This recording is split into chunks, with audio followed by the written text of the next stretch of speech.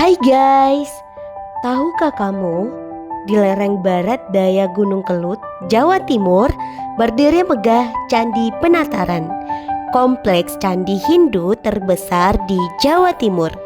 Candi ini dibangun secara bertahap sejak masa kerajaan Kediri dan mencapai puncak perkembangannya pada masa kerajaan Majapahit sekitar abad ke-12 hingga ke-15. Pada masanya, Candi Penataran berfungsi sebagai tempat pemujaan, upacara keagamaan sekaligus simbol kekuasaan kerajaan. Keunikan Candi Penataran tidak hanya terletak pada bangunannya, tetapi juga pada ukirannya, relief yang menghiasi dinding-dinding candi. Relief tersebut menggambarkan kisah-kisah epik seperti Ramayana dan Krishnayana. Ukiran ini mengandung pesan moral tentang keberanian, kesetiaan, kebijaksanaan, serta kemenangan kebaikan atas kejahatan. Setelah menyaksikan kemegahan Candi Penataran, perjalanan kita berlanjut ke peradaban dan kebudayaan masa modern, yaitu Museum Bung Karno.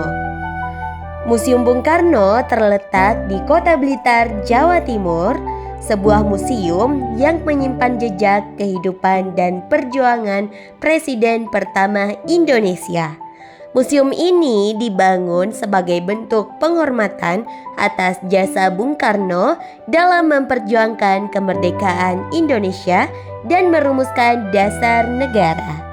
Di dalam museum, pengunjung dapat melihat berbagai koleksi bersejarah seperti foto-foto perjuangan, dokumen penting, buku-buku pribadi, hingga benda-benda yang pernah digunakan oleh Bung Karno.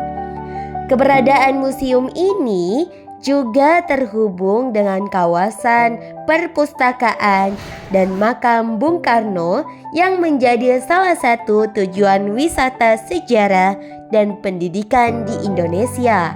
Melalui koleksi yang dipamerkan, generasi muda dapat mengenal lebih dekat sosok proklamator bangsa serta memahami nilai-nilai nasionalisme, persatuan, dan semangat perjuangan yang diwariskannya.